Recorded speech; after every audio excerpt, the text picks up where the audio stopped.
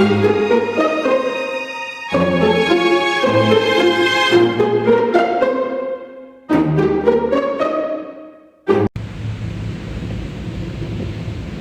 semuanya, perkenalkan saya Anggur Zahra. Nah, pada kesempatan kali ini saya akan menjelaskan tentang ilmu politik menurut para ahli serta perkembangan sejarahnya daripada zaman ke zaman.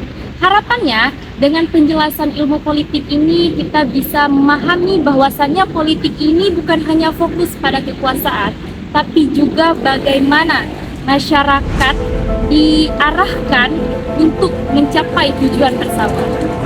Nah, secara umum, politik adalah proses menentukan tujuan dan melaksanakan tujuan.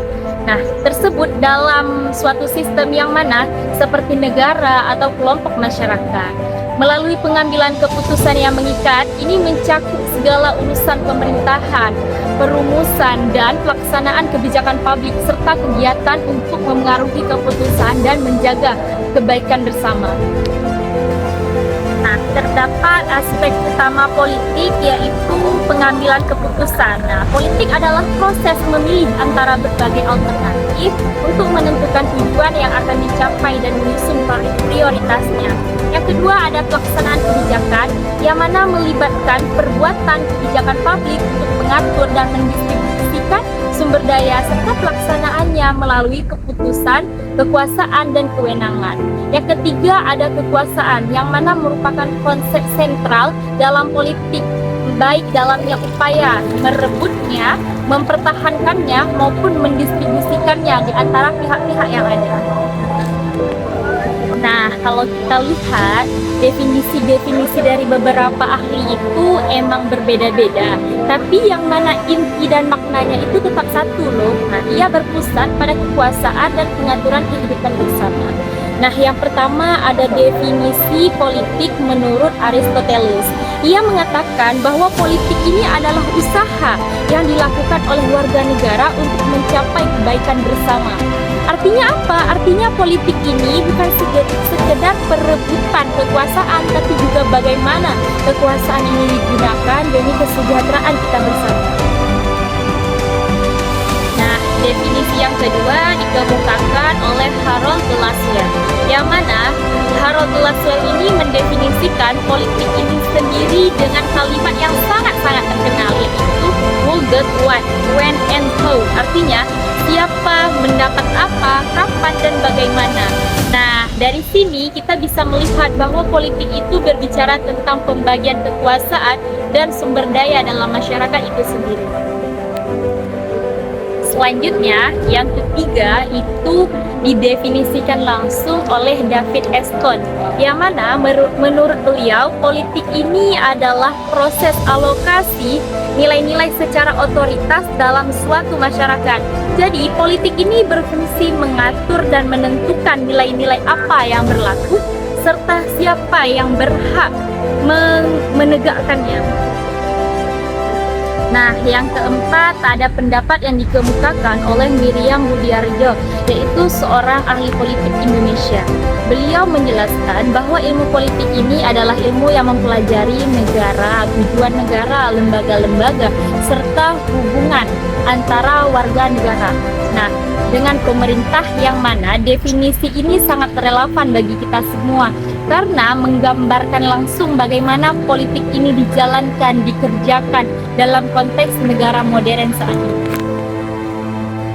Nah, dari kesimpulan singkat yang bisa kita ambil daripada pendapat beberapa ahli yang dikemukakan sebelumnya, yang mana bisa kita pahami bahwa ilmu politik ini membahas bagaimana kekuasaan itu diperoleh, dijalankan, dan dipertanggungjawabkan untuk kepentingan bersama. Nah, sekarang kita masuk kepada sejarah ilmu politik. Sekarang kita masuk ke bagian yang mana sejarah ilmu politik ini sebenarnya sudah dikenal sejak lama dari zaman kuno.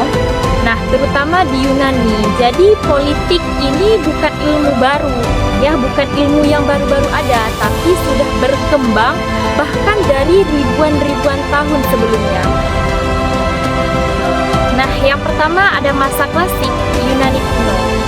Pada pada masa ini tokoh seperti Plato dan Aristoteles sudah membahas tentang bentuk negara ideal.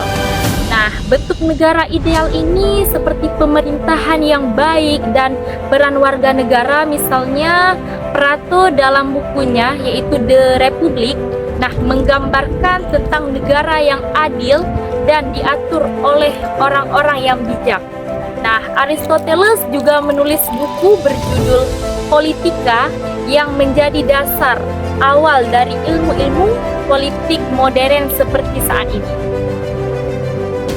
Yang kedua selanjutnya ada masa pertengahan hingga modern awal. Pada masa ini, masa pertengahan dan modern awal ini, politik sangat dipengaruhi oleh agama dan kekuasaan gereja. Baru pada masa modern muncullah pemikiran-pemikiran baru yang lebih sekuler. Artinya, salah satunya dari Niccolo Machiavelli dalam bukunya The Prince. Artinya, Machiavelli ini membahas strategi-strategi kekuasaan dan realitas politik tanpa menyinggung moralitas. Pandangan ini menjadi dasar daripada munculnya politik sebagai ilmu yang realistis dan praktis. Sekarang yang ketiga kita masuk ke masa modern dan kontemporer di sekitar abad 19 sampai 20-an. Di masa ini ilmu politik berkembang pesat dan mulai dianggap sebagai ilmu tersendiri. Artinya banyak pendekatan ilmiah muncul, seperti teori dari sistem David Easton, teori pelaku politik, hingga pendekatan kebijakan publik lainnya. Ia fokus ilmu politik ini kemudian tidak hanya pada negeri tapi juga perilaku individu, partai politik, opini politik, dan lembaga-lembaga internasional lainnya. Kemudian yang keempat dilanjuti dengan perkembangan ilmu politik di Indonesia ini sendiri. Sekarang kita lihat bagaimana ilmu politik itu berkembang ya. Untuk ilmu politik itu berkembang di Indonesia setelah Indonesia ini merdeka, ilmu politik mulai dipelajari secara formal di universitas-universitas baik itu negeri maupun swasta, seperti Universitas Indonesia, Universitas Gajah Mada, Universitas Pajajaran, ataupun UIN Araniri sendiri, yang mana kalau kita lihat perkembangannya bisa dibagi menjadi beberapa masa. Pertama, masa awal yaitu masa kemerdekaan yaitu 1945 sampai 1965. Ia fokus utamanya itu adalah membangun negara dan sistem pemerintahan yang stabil. Banyak penelitian tentang konstitusi, ideologi, dan bentuk pemerintahan dilakukan. Yang kedua itu masa Orde Baru yaitu 1966 sampai 1998 ya. Pada masa ini studi politik banyak menyoroti kekuasaan, stabilitas, dan pembangunan. Namun sayangnya ruang kebebasan politik sangatlah terbatas. Di masa ini ruangnya itu sangat terbatas, artinya karena adanya kontrol pemerintah. Yang ketiga yaitu masa reformasi dari 1998 hingga saat ini. Setelah reformasi, ilmu politik di Indonesia menjadi jauh lebih terbuka. Banyak kajian-kajian baru yang muncul seperti demokrasi, partisipasi politik, kebijakan publik, dan isu-isu global seperti lingkungan gender, serta digital government. Politik ini tidak hanya dipelajari dari sisi pemerintahan saja, namun juga dari peran masyarakat dan media-media sosial yang telah banyak digunakan saat ini.